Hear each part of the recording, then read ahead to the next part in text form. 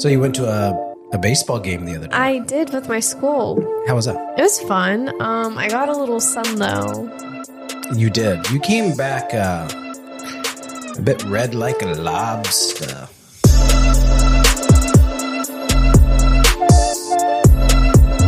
Hello and welcome to the Resilient Lineage podcast, where we reflect on the past, anticipate the future, and discover what God is up to today. I'm Olivia. And I'm Milo. And today we're going to be exploring the topic of finding a church home. That's right. And how to find the aloe vera. Stop. Dude, like, it's bad. Like, I have the farmer's tan going on. Yeah, you do. It doesn't show how, like, pale I am until I lift up that little sleeve, and then I'm, like, extremely pasty. Pasties may be a little overstatement, but... Thanks, Dad. Yeah. I'm a little pink. Yeah. You have your mother's complexion when it comes to the sun. A little bit more fair.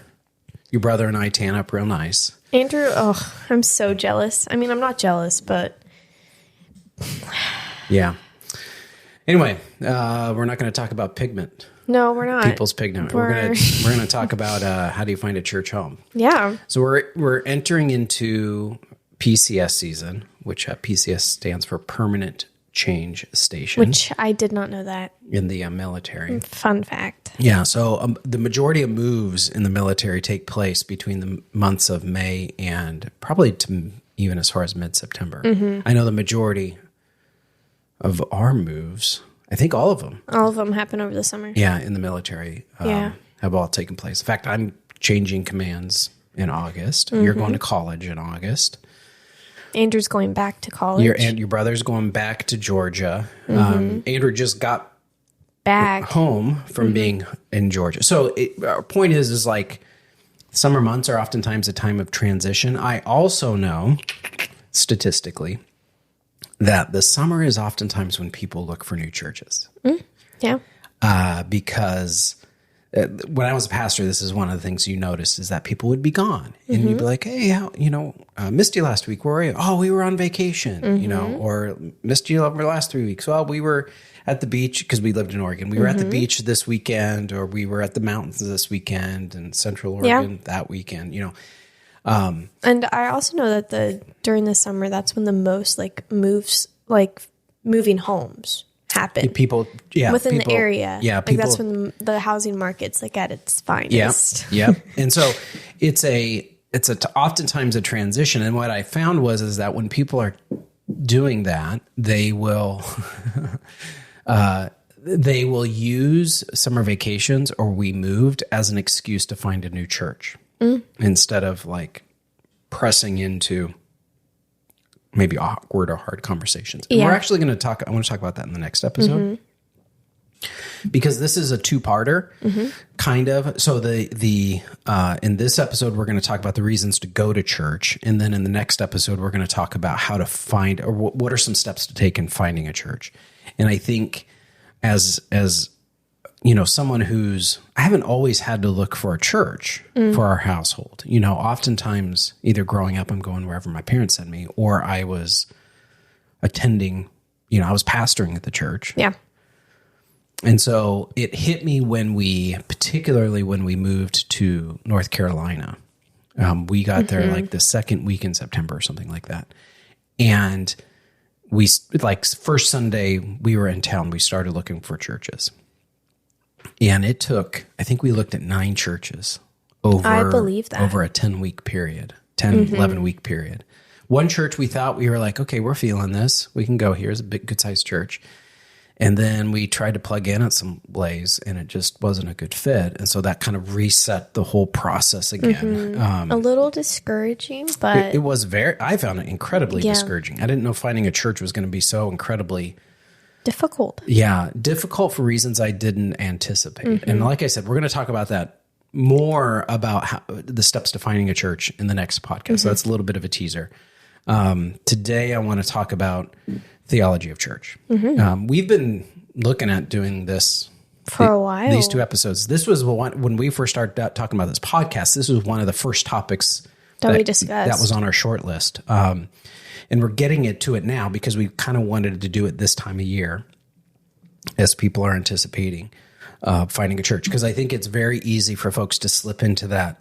We'll look for one next week mentality. We just moved. We got boxes all over the place. We don't know where we're eating yet. We don't even know where our quote unquote church clothes are. Right.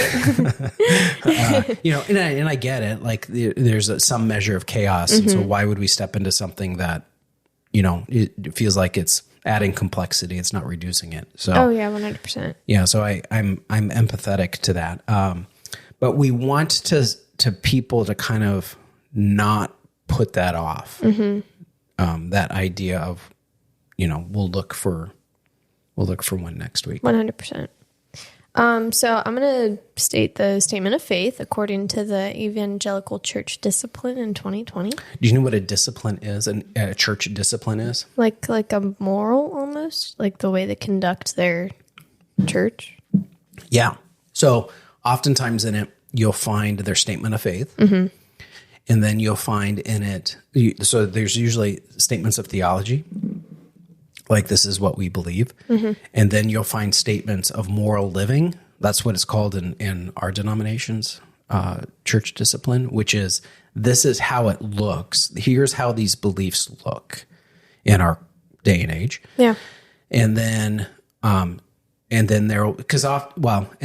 you'll find some kind of polity or policy articulated for how to run church. So how do pastors get appointed, or how are they selected?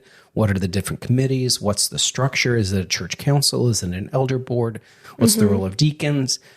What does Christian practice look like as far as Christian education goes? How are we going to educate and apply these things? What's our responsibilities to spreading the gospel? So is there a missions committee? Is there an evangelism committee or a team, or like all of that stuff is usually sketched out in what we call like a church discipline. And so I'm ordained with the evangelical church. I grew up in it.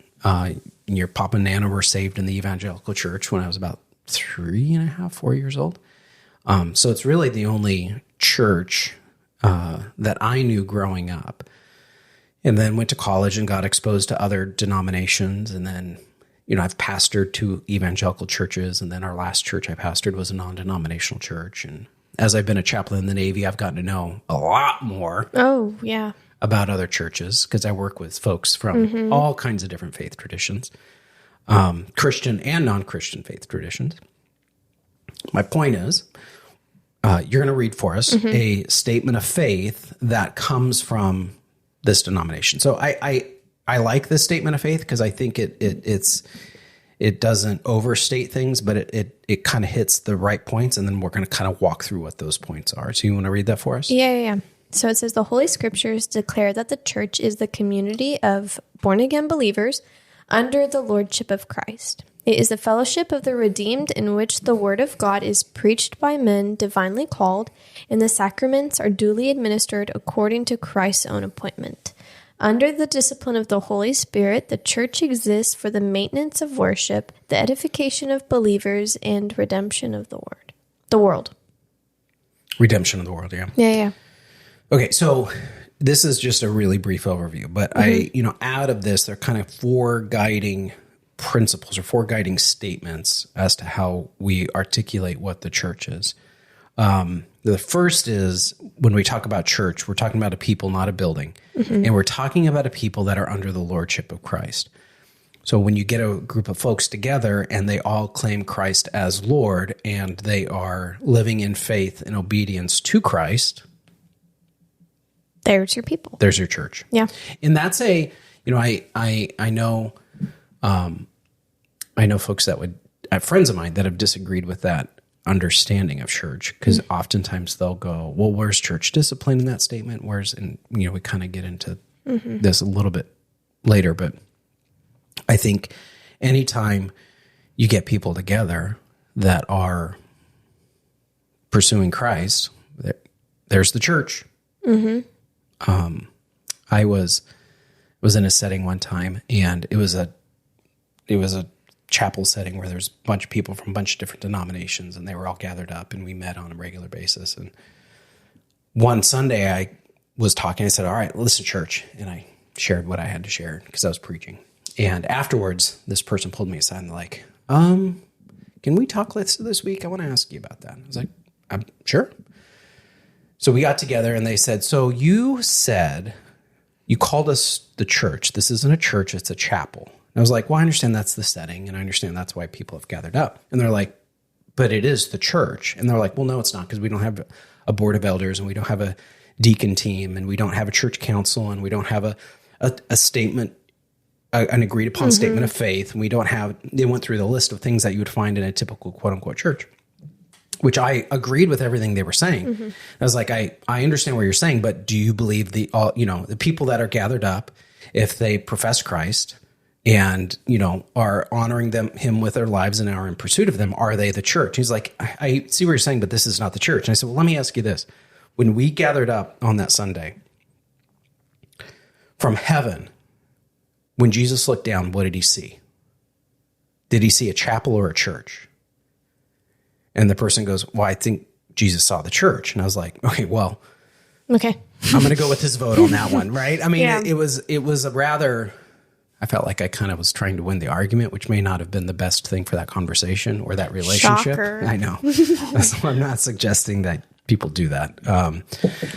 I bring up that story because for this person, there was a tension with that understanding, and I can appreciate that tension, particularly people in the military, because we might end up in a place where the denomination we grew up in, or even maybe a specific theological strain that we hold to, might not be represented in that gathering of believers wherever we're at. Yeah.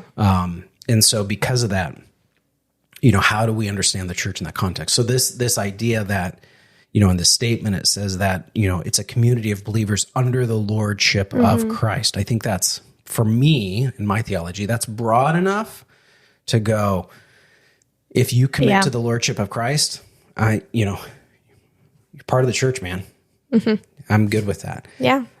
So that's the first guiding kind of theological statement. Do you want to read the second one? Yeah. The second one is the church intentionally, consistently, and corporately worships God. And this could include like singing or including preaching and sacraments. Yeah. Both all of them are crucial. All of what? Like singing, preaching, and the sacraments. Yeah. I know that, there's people who gravitate maybe towards preaching more than singing or singing more than preaching based on how they have their relationship with God. I know that we have the coffee holders that, they're like, great. They're waiting for the songs part to get over. Right. And then, there's the others that throw up their hands and start, woo! And they're moved by the music. Yeah, and then I know there's people that are strong on the sacraments and like everything in a particular order. Yeah, maybe more high church where there's a liturgy. I think years ago when I was learning about ministry and being a pastor, I think I was in Bible college. I was taking a class on worship, and the professor said something to the effect of, he said, he's like, if I ever visit your church and you say, let's worship in song and da-da-da-da, and then when you get up to preach and go like, well, that was a good time of worship. Now that worship time's over, let's get in the word. He's like, I'm going to go ballistic on you, because the preaching of the word is worship. That's part of the worship experience. It's not just the singing. It's not just the proclamation of the word, and it's not just receiving communion or engaging in, we believe in two sacraments, the sacrament of communion and the sacrament of baptism. It's not just those two things. There's more to it. There's more, it's all of these things in concert with one another. And depending on maybe what's going on in the life of the community, those things may hold different priority in a particular setting. But the idea and the value is that all, these things are intended to be in worship to God. Yeah. Worshiping, like I can't, worshiping in song. What are the nature of those songs? The preaching of the word, is it, I've heard some preaching that's like, man, incredibly motivational, but it's a motivational talk. It's not preaching the word. And I wonder, it's like, does this classify as worship? And I don't say that to be critical. Right. As much as it is that, do you know what I mean? Yes. Do you have any thoughts on that? You're looking at me kind of blankly. Well, not particularly. Or am I misinterpreting your look? Always. I personally, I mean, we've been in several different churches, and we can tend to bring these expectations and True. start comparing what we like versus what we don't like, rather than thinking through, is this what the Lord wants? There's this part, I think, in James where, it's either in James or Ephesians. It's in a letter. So in the Bible. In the Bible, in the New Testament, on the later half. There's this part in it where it says, it doesn't matter what the motivation of the person saying it, as long as the gospel is proclaimed, that deserves worship. Yeah. And whether they preach Christ out of vain conceit. Yeah. Yeah, Christ is where's still preached. that at? I'd have to look it up. Anyway. Watch it be like in Colossians. Yeah. And the Lord humbled me in that way, because it's really easy to kind of be like, Yeah. As long as, no, but I know what you mean. Like, is a motivational talk the same as preaching out of the word? Depending on like how heavy it is, you know what I mean? Like, do they just reference one verse, or Yeah, it varies. And I've been and there's kind of two extremes, right? There's the one extreme where you have the verse, you have somebody who preaches a verse, and then it goes into sort of a self-help guru type thing.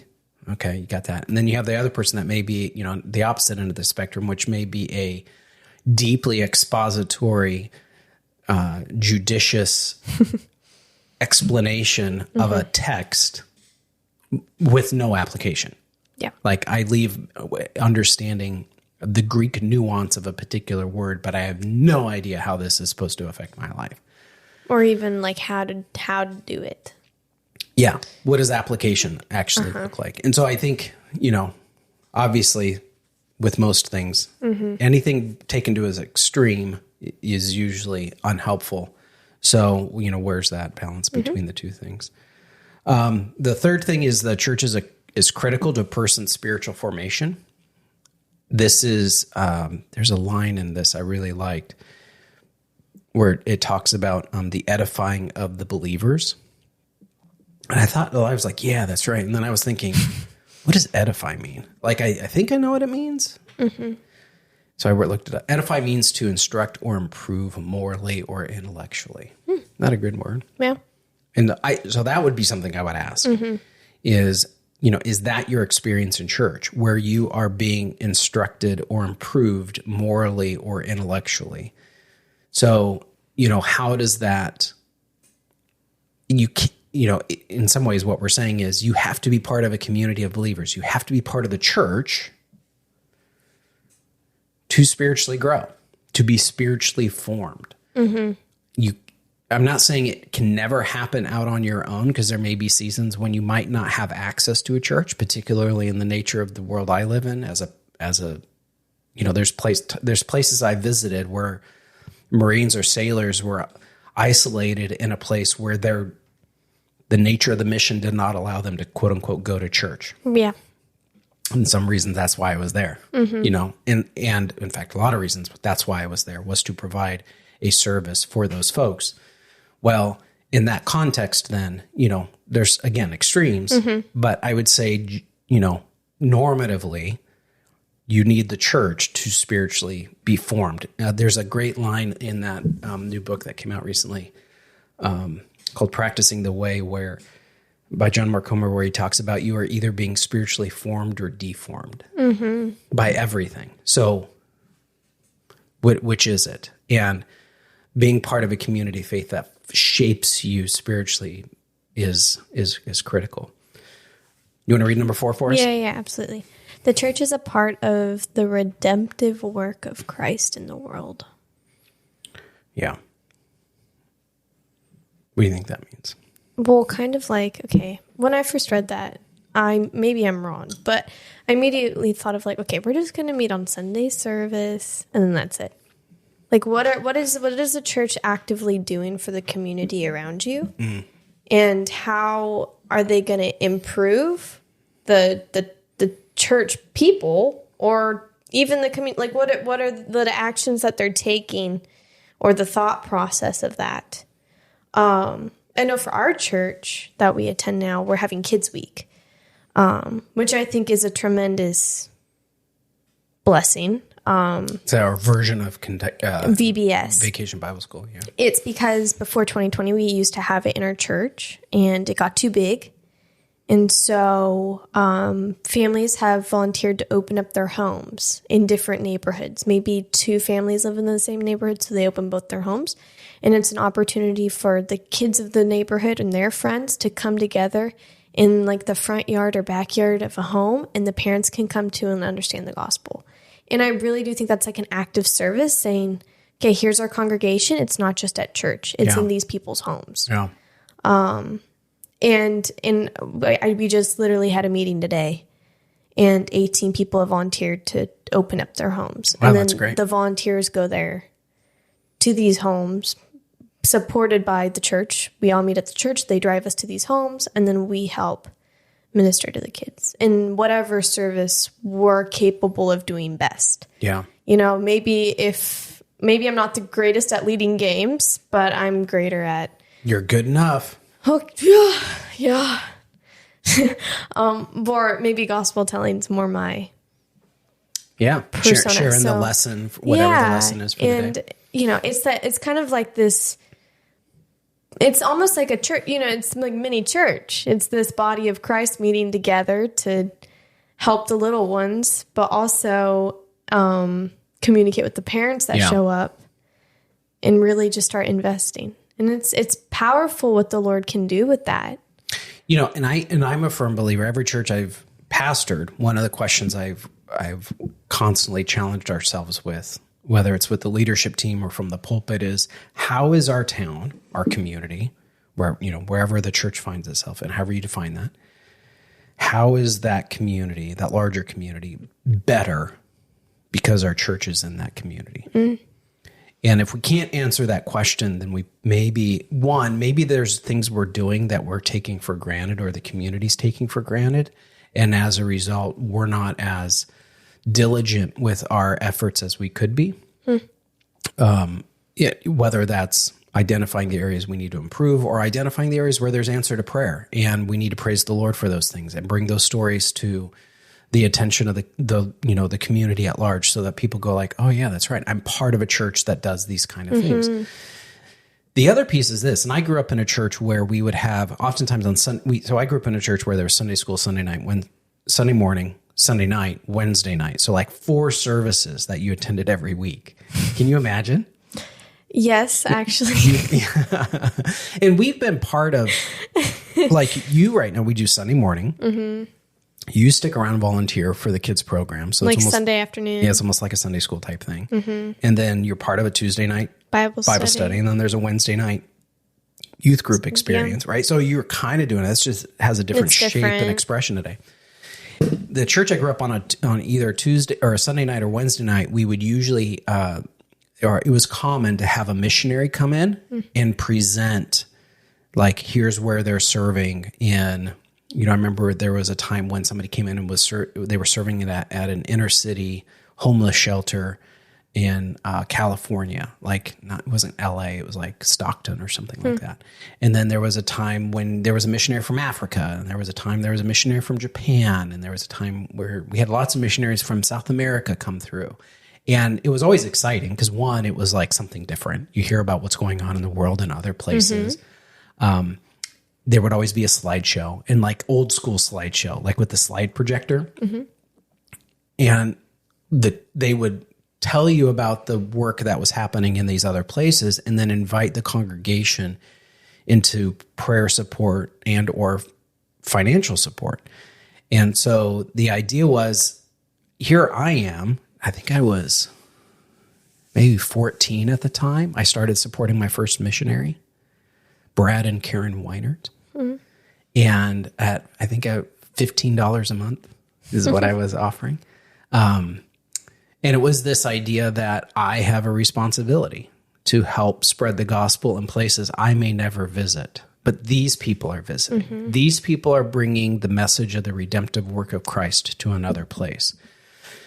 I share that to say there's value in being part of a community of people that will provide a platform for those folks that are in other places around the world to come in, share what's going on, receive prayer support, be known by name, if necessary, receive financial support so that they can do the work that is happening out there. So so we're kind of talking about two extremes, right? You're talking about the handful, the handful of families that want to do something local for their neighborhood on a particular week and during the summer this year. And then on the other end of the extreme, you're talking about that one person who's going to another part of the world I can't really know how to pronounce, in a language I can't speak, to a people group I'll never meet, but for the purposes of taking the gospel. Yeah.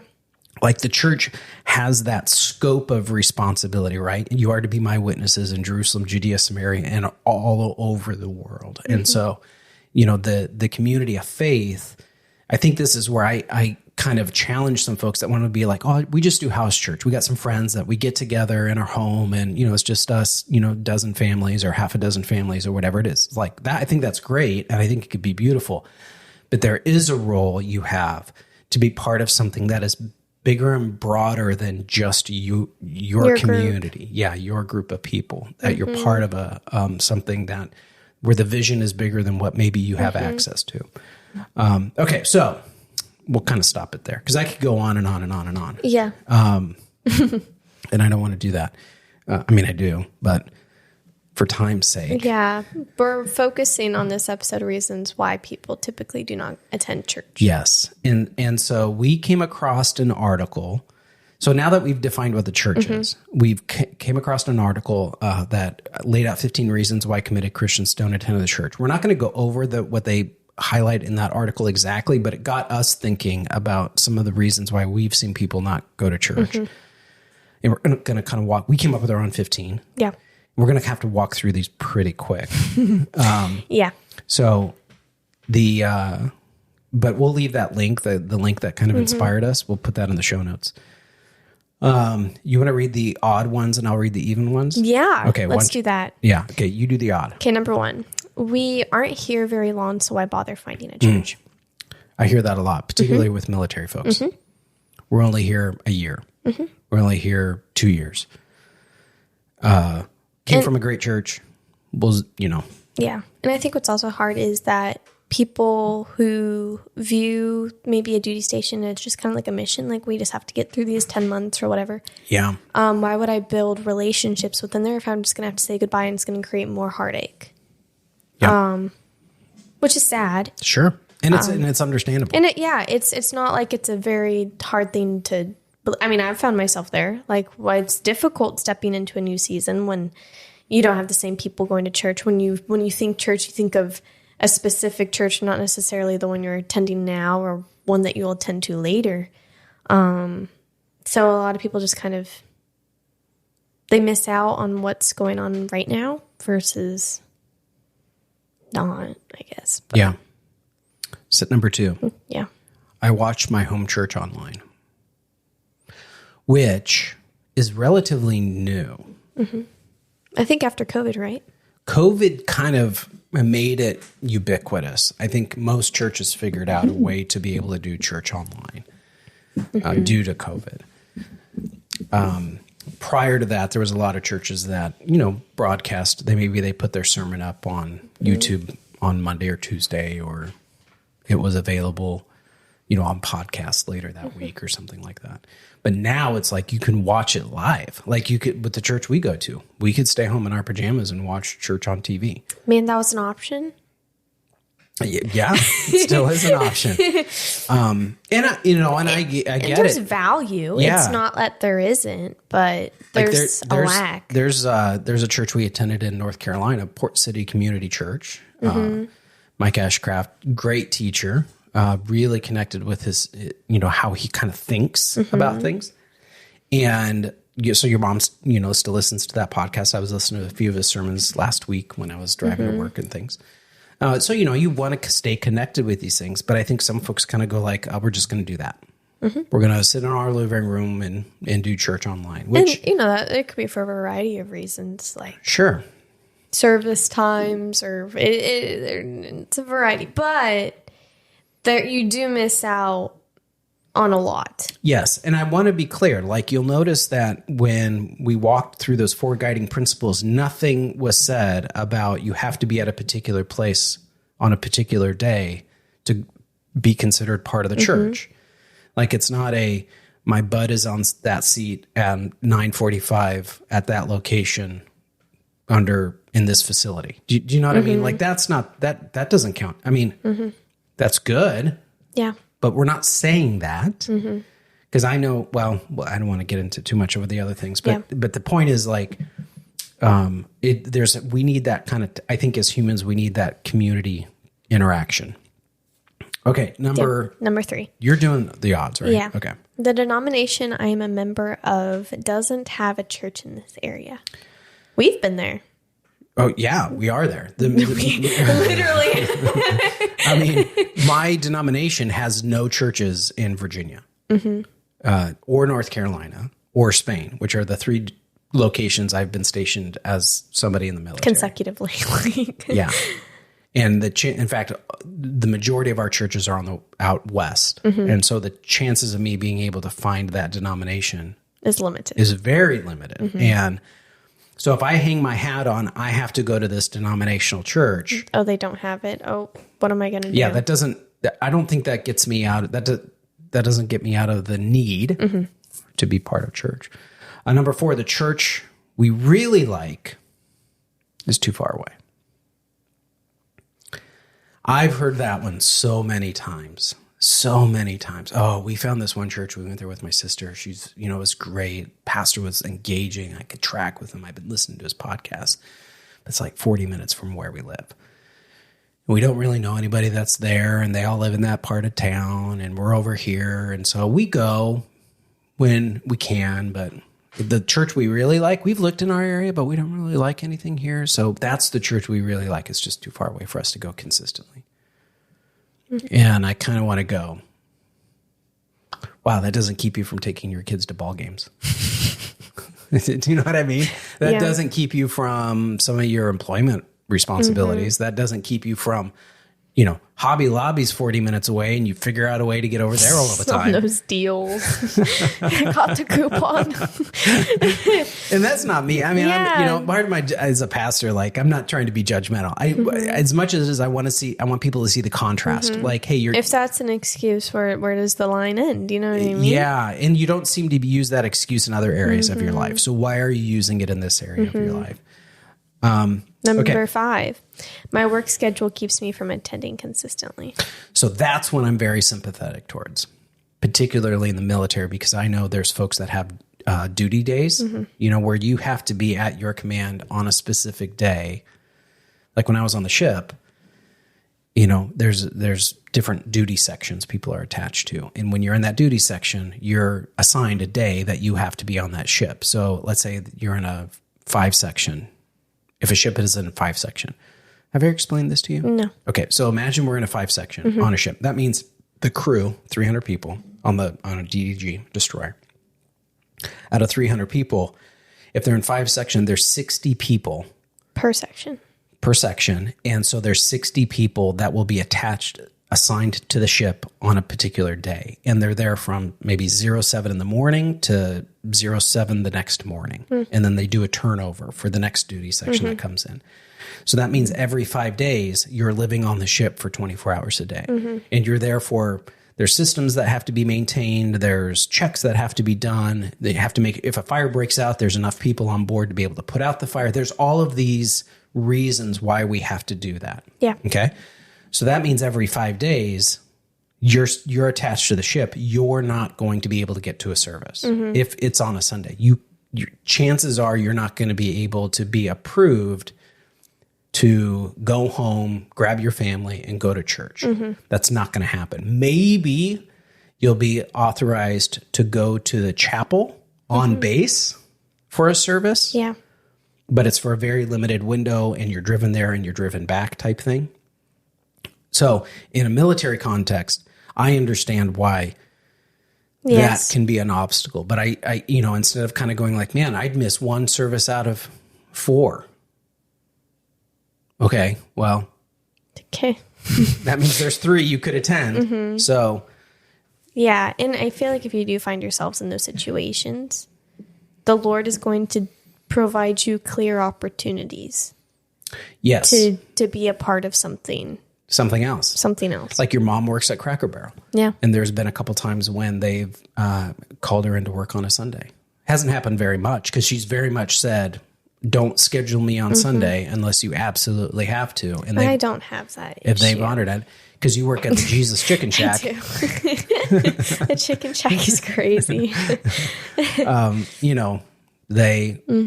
They're closed on Sunday. Yeah. And so you don't have that obstacle. In fact, we were just talking about that the other day as a family. Like, when's a day that we can guard Sundays as a family because we know none of us are working that day. So we can protect that time. Yeah. Point is, not everybody has that luxury. But there are going to be clear opportunities. Yes. To be taken. Number 6. Number 6. We couldn't find a church at our last duty station. We probably won't find one here. That's kind of like the first one we said, where we're not here very long. So why bother? Yes. But it's very much that the baggage of where I was, I'm living with today. And that may be true. Maybe where you were at, like you tried a handful of churches and you tried to plug in and it wasn't a good fit for the family, or maybe you were hurt, or like go down the road of a variety of reasons why the last experience wasn't what you wanted to be. And then you carry that over into today and going like, well, in light of that, that's probably what would happen now. And I think you're giving into some lies of the enemy if you go down that road very long. Or even like when the Lord humbled me. He tends to do that. Where I started believing something. I started believing in anticipated results.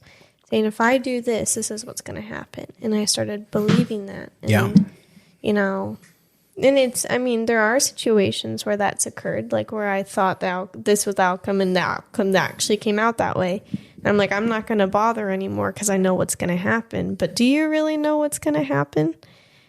And I remember finding myself in school and I thought I knew what the outcome was, and it was definitely not. And it segued into a deep theological conversation between a group of girls at school that I thought I could have zero relationship with in that way.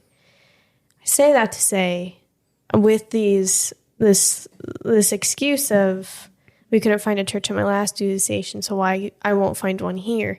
It's again like you're carrying that baggage, thinking since I had that problem there, that was the result. So I'm entering this same season. Here's the result. Yeah. And I like that line. How did you say that? The anticipate. Oh, I can't. You're going to have to re-listen. Something, you guys are going to have to re-listen to this podcast. Rewind 37 seconds. Anticipated outcomes. Is that how you say it? Yeah. The burden of anticipated outcomes. That's a really interesting idea. That's a great way to say that, kiddo. Thanks, Dad. Man. Rehearse. I'm learning so much today. Did you rehearse that? Mm-mm. Did you? Oh, okay. No. That's a good thought. Thanks. Okay, number 8. Number 7. No, it's number 7. Yeah. You're number 7. My travel schedule keeps me from serving, and I don't want to take it if I can't give. Yep. And I mean, I understand half of that. I understand that maybe if you're not dependable enough, like you have a lot going on, you don't want to make a commitment and then fail at it. But I feel like the Lord will put stuff on your heart that He will help you with. Yeah, I guess, what I've seen is, like, there was someone I knew who traveled 2/3 of the year during the week. So Monday through Friday, they were out of town. Now, they were home every weekend, but Monday through Friday, they were gone. So that means on the weekends, that's when they're able to be with their family. So they become incredibly guarded with their time, which is, I completely understand. And then it was like, okay, if I'm going to serve at the church, that means I have to give up some of that time I'm guarding for family to the church, which is great. but that means I'm not doing anything during the week. Like their like schedule just kept them from being able to do that. They couldn't imagine anything beyond, helping park cars on Sunday morning. Like there was somebody who's incredibly gifted and talented and had a set of skills that actually they could employ in some really creative ways during their work week from the locations where they were traveling to serve the church, but they weren't thinking in those terms. And so therefore they weren't building the relationships to get to those conclusions. Yeah. So there was a kind of that, like the anticipated outcome of, well, I'm not going to be able to give. Why I'm not going to, it sounds noble too. I don't want to be a taker. Yeah. So I'm going to keep from, because I don't want to let anyone down, but it's also kind of like, really? Yeah, it's a little pretentious. Yeah, number 8. I don't want to attend church with people I work with. I've met people with that. Yep. And it's sad. There was a principal of a school that I had a conversation one day with in passing. Saw him at the grocery store. And I didn't know anything about the principal. Like, I knew who they were, but I didn't have any relationship with them. But I knew who they were in the community. And we were talking. I was like, I saw them, and they're like, now you pastor such and such church, right? And I was like, yeah. And they're like, yeah, I want you to know I listen to the sermons every week. And I was like, it surprised me to hear them say that. I was like, really? And they're like, yeah, I don't come on Sundays. I don't go anywhere on Sundays. And I was like, well, why is that? And they said, because when I walk in, everybody sees me as the principal. Like a tremendous amount of your families have kids in my school.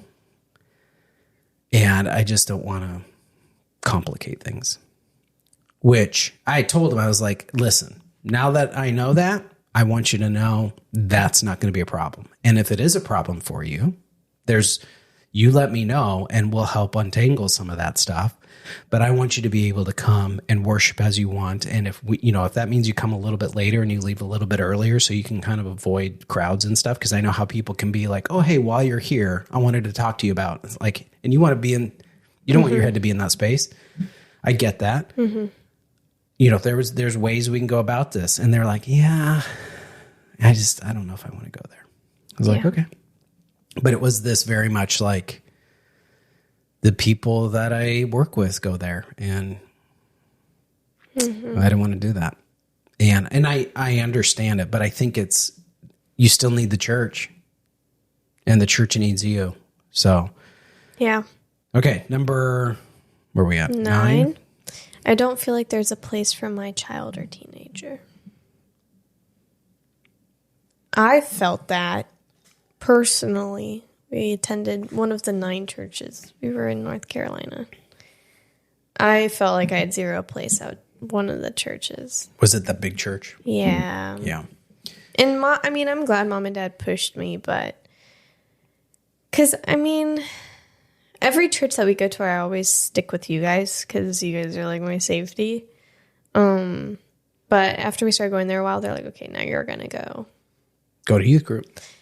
Yeah, and I really didn't have a great experience. Not that it was my fault, per se. Not that I was being stubborn, like, this isn't like my last church, or it was just, like, uninviting.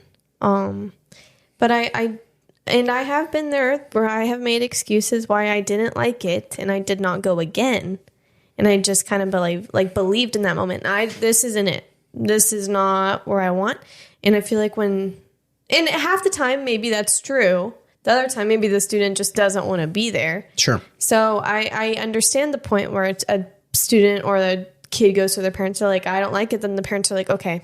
We'll go somewhere else. Or go somewhere else. Or we won't go anywhere. Mm-hmm. They don't push them to be like, try it again. Or why don't you like it? Mm-hmm. And have those deep conversations. Or do we need to go have a conversation with someone?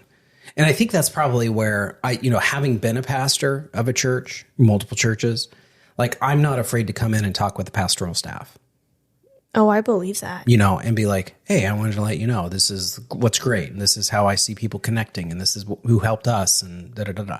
But I'm also not afraid to kind of go like, hey, you guys are saying this, and I say this in love, that hasn't been our experience. And I'm not entirely sure. I think it's a blind spot for you. Yeah. And I don't say that in the lobby of the church with a bunch of, it's usually I take the pastor out for breakfast or coffee and I have that conversation with them individually. And so, but I'm not afraid to do that, but it's also because I've been a pastor and I've wanted people to give me that kind of feedback where I have pastored. And there's been times when it's been given graciously and it's been helpful. And there's been times when it's been provided in an accusatory, judgmental way that wasn't helpful. But I still needed to hear. It was still good to hear. Yeah. Yeah. Okay. No, I get it. And I get it. Like if your kids don't feel comfortable at a church, it doesn't matter how great you might be connecting as adults. You're probably not going to stick around. Mm-hmm. And so anyway, we'll talk about steps to finding a church next week because we're going to cover some of this stuff, ways to kind of disentangle a lot of these excuses. Number 10, I don't feel like going to church makes a difference in my life. Yep. I saw somebody the other day. I can't remember who it was. It was like an Instagram short. And it was really like, this is a really good point. The person said, if you go to the gym one day, you're not going to see a difference. You go to the gym 2 days, you're not going to see a difference. You go to the gym 3 days, you're not going to see a difference. You go to the gym for a week, you'll feel a little bit better. You go to the gym for 2 weeks, you'll feel a little bit even more better. 3 weeks, you'll start to notice a difference. 4 weeks, those that know you and love you well will go like, man, have you been working out? 4 months later, people you don't even know will ask you how you got so healthy. Which I think I think that applies spiritually. Yeah. I think that applies spiritually as well. You do something once, probably not going to make a difference. You do something twice, probably not going to make much of a difference. You do something 3 times, probably not going to make so much a difference. You do it 5 times consistently, you'll start to see a little bit of difference. Mm-hmm. I believe that. Okay. Number 11. I'm not sure I believe the same things anymore. And it's a sad thing. And I believe that could also due to like church hurt. I know friends of mine who haven't had the best experiences in church. And they kind of just carry that with them. And there's so much beauty that they're missing out on that, through this, through acting in forgiveness and just giving it to God, He will reveal to you more things than you even could have imagined. Yeah. More than you thought. Yeah. Good. Mm-hmm. I'm moving quicker through these. Yeah. Because we're on number 12. Mm-hmm. I'm offended by the church's position on sexuality. Do you have anything to say on that? Oh, I got so much to say on that. and I, part of it is, so I've been around long enough. I know there are churches that when they start talking about sexuality, they do it in a very judgmental, condemning way. I've been around churches that do it in a way that is pandering to the cultural norms we live in, instead of calling people to biblical standards. Or even addressing it super lightly. Saying, I addressed it. Yes. But, and I get it. And I think, and I would argue that in a lot of cases, the church has probably done a less than stellar job of talking about this topic in a way that helps people explore and understand and become captivated by what God's best could look like. And instead, they've adopted a mentality that our culture has provided, which is less than culturally where we're at is it's far less than what God's best is. So anyway, that's another topic. That's another topic for another podcast. Sexuality. Ooh, we gonna go there? Ooh, should we? Probably, but not right now. Yeah. Okay. Number 13. Number 13. Wow, we're getting close.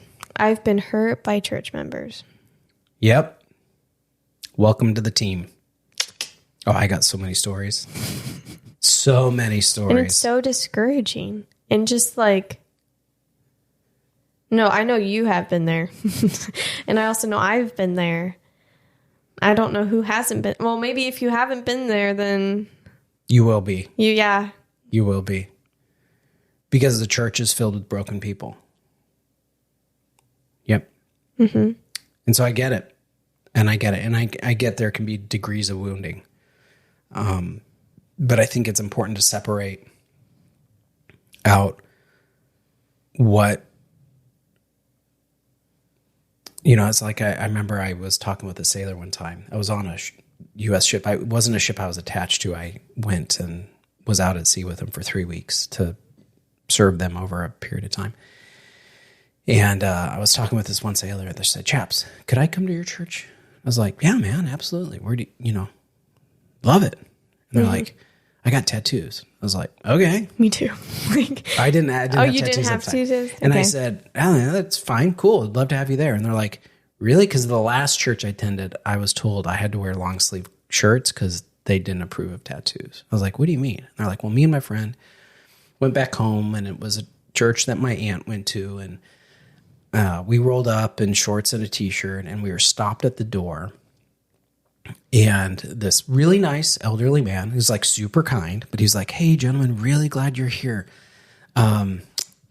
We'd love to have you join us for worship, but we need you to put on some long sleeve shirts before you enter because we don't approve of tattoos here."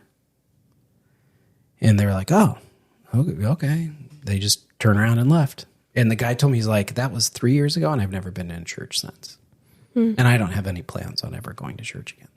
Because in his mind, his experience, that's what church is. Because somebody he loves attends there.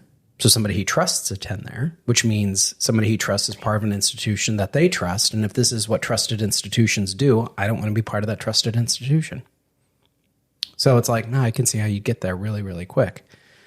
And then, anyway, we could go down, that's probably a podcast, its own podcast out there is like how churches have hurt people. So we don't need to go there. Number 14, I don't trust church leadership. Again, that probably comes from a place of wounding where leadership has... Or people in leadership personally. Yeah. Oh, yeah. That's the first thing I thought of. Not that I've had issues with people I've put my trust in who are in leaders, but I know of people who don't have trust. Because they know the pastor, their family is the pastor. They know them more on a personal level. Maybe. And they see hypocrisy? Yeah. Okay. Yeah. No, I get it. And then number 15. Number 15, I don't feel like there is a place for me to lead. That one I've heard recently. Oh, really? Uh-huh. Yeah, that's pretty self-explanatory. Now, all of these, all 15, are all rooted in some kind of lie. Sure. We aren't here very long. I watch my home church online. The denomination I'm a part of doesn't have a church in this area. Well, that could be true. That could be, but also then you're believing I can only attend that church. Ooh, okay. Yeah, that's true. There's a presupposition there's no possibility I could be at another one. Yeah. The church is too far, which could be, but what is there that you're not discovering right now? That could be local or closer. Yeah, I think you're right. If you look at each of these, I think there's now, at minimum, because I've been hurt by church members. That may be true, but the lie may be, therefore I don't have to. Again, those anticipated. Yeah, the anticipated. If I go here, I'm going to I'm going to get hurt again. Yeah, that's good. And in all these cases, I believe there's some degree of vulnerability. That when you start thinking through the process of finding a church, the devil can really get a hold of these. Extremely grab a hold of you, and it just prompts you to stop. Yep. Okay, well, next week, next episode is going to be on steps on how to find a church, because I want everybody to plug into a community of faith that is going to help them do those things that we articulated, right? Where they can, with other folks be under the lordship of Christ. Yes. Like, I think there's something incredibly powerful when I didn't realize this, to be honest with you. I didn't realize this until I'd pastored for 10 years, and then I spent a year and a half not pastoring. I was working as a marketing director. And during that period of time, I would show up on Sunday like starved to be in a room with people that shared my values, that were going to prioritize the supremacy of Christ, that were going to call us to biblical standards, that were going to challenge us to center our lives in pursuit of Jesus. Like that community, to be in a room filled with a bunch of people I don't know, but to be in a room with a bunch of people I don't know, but I know that's why we've all gathered in the room, man, that was good for my soul. The importance of consistently and corporately being in worship of God, the importance of my spiritual formation being beyond just what the books I'm reading or the podcasts I'm listening to, but I'm like we talked about last time, how iron sharpens iron, that I'm around with people that they can read the expressions on my face and see my reactions to things and asks me about those, ask me why. And I can do the same for them. I can see their reactions and ask them, why is that bothering you? Or why does that hit home for you? I can, be part of God's redemptive work in the world in ways that on my own, I could never do. Like, how do you step into all of that? Because there's this tapestry of excuses we can make, but how do we step into that place that God has for us? That's what we're going to talk about next week. And I'm excited. It'll be good. I'm glad we did this episode. Yeah. Well, like I said, we've been talking about doing this one for a while. All right. Well, thanks for tuning in today. You can rate, follow, review, like, subscribe. There's so many other follow. Share. Did I say follow already? You can share. Share. Yes. Share. Share. Like, you just have to press the arrow and tap a little person on it. Okay. The Lord's going to reveal to you all the people you need to tap. Okay, just hit it and then hit share. Look at the last 3 people that you texted and figure out which one of these you should send it to. Ooh, that's what you need to do. That's what you need to do. Yeah. All right. By doing that, you're going to help us get traction. Let others know about this podcast. We're seeing our numbers click up every week. They're clicking up a little bit more. Which again, we're not about the numbers, but we are about the impact. And so we're excited to see that happen. That's good, Dad. You can also email us at hello@thisresilientsoul.com. We are always looking for ways to deepen the quality and expand the impact of this podcast. So if you have some ideas on how we can do that or do that with one another, we welcome your input. Yeah, let us know. Yeah. Thanks for listening.